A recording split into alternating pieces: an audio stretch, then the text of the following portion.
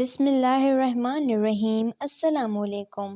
جب رسول اللہ صلی اللہ علیہ وسلم نے دیکھا کہ مسلمانوں کو مکہ میں سخت مشکلات اور تکلیفوں کا سامنا کرنا پڑ رہا ہے اور وقت کے ساتھ ظلم و ستم بڑھتے جا رہے ہیں، تو آپ صلی اللہ علیہ وسلم نے مسلمانوں سے فرمایا، تم لوگ حبشہ کی طرف نکل جاؤ۔ حبشہ ایک اچھا ملک ہے، وہاں کا بادشاہ انصاف پسند ہے، اس کی وجہ سے کوئی کسی پر ظلم و ستم نہیں کرتا۔ یہ نبوت کا 5واں سال اور رجب کا مہینہ تھا، چنانچہ اس سال 11 مردوں اور 4 عورتوں نے عثمان رضی اللہ عنہ بن مظعون کی قیادت میں حبشہ کی طرف ہجرت کی۔ یہ اسلام کی پہلی ہجرت تھی۔ چند ماہ بعد افواہ پھیل گئی کہ قریش کے لوگ مسلمان ہو گئے ہیں۔ یہ سن کر مہاجرین شوال کے مہینے میں حبشہ سے مکہ واپس آ گئے۔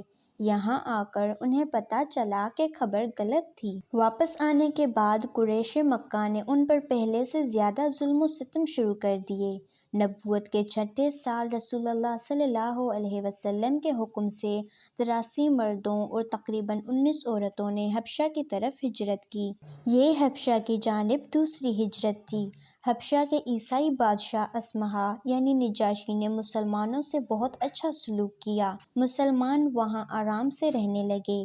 قریش مکہ کو جب پتہ چلا کہ مسلمان حبشہ میں بڑی پرسکون زندگی گزار رہے ہیں، تو قریش کے سرداروں نے عبداللہ بن ربیعہ اور عمرو بن العاص کو بہت سے قیمتی تحائف دے کر حبشہ بھیجا، تاکہ وہاں کے بادشاہ کو ان مہاجرین کو واپس کرنے پر آمادہ کریں۔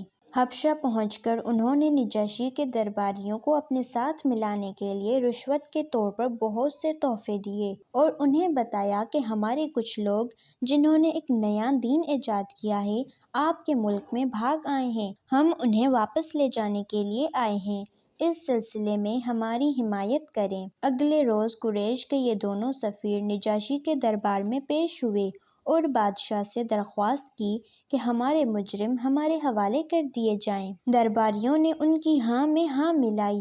نجاشی نے مسلمانوں کو بلوایا اور ان سے پوچھا کہ انہوں نے کون سا نیا دین ایجاد کیا ہے۔ مسلمانوں کی طرف سے رسول اللہ صلی اللہ علیہ وسلم کے چچا زاد بھائی اور حضرت علی رضی اللہ عنہ کے بڑے بھائی حضرت جعفر طیار رضی اللہ عنہ نے بادشاہ کے سوال کا جواب دیتے ہوئے کہا، اے بادشاہ، ہم ایک جاہل قوم تھے، بتوں کو پوجتے تھے، مردار کھاتے تھے، گناہوں میں مبتلا تھے، طاقتور کمزور کو کھا جاتا تھا، یہاں تک کہ اللہ تعالیٰ نے ہم ہی میں سے ایک رسول بھیجا جس کے خاندان، حسب نسب، سچائی، امانت داری اور پاک بازی سے ہم سب پہلے واقف تھے۔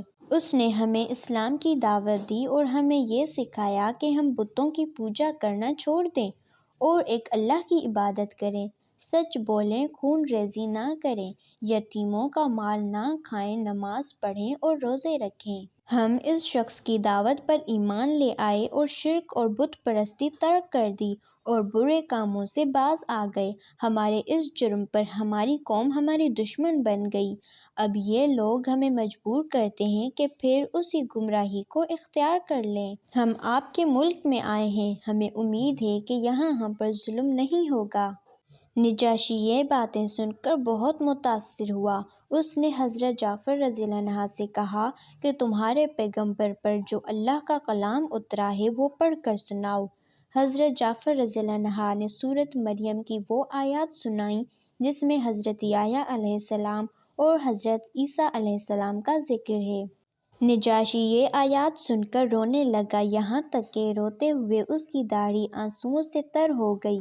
نجاشی نے قریش کے سفیروں سے کہا، میں انہیں ہرگز تمہارے حوالے نہ کروں گا۔ اگلے روز عمرو بن العاص نے نجاشی کو بھڑکانے کے لیے ایک اور چال چلی۔ اس نے بادشاہ سے کہا کہ یہ لوگ حضرت عیسیٰ علیہ السلام کے بارے میں اچھا خیال نہیں رکھتے۔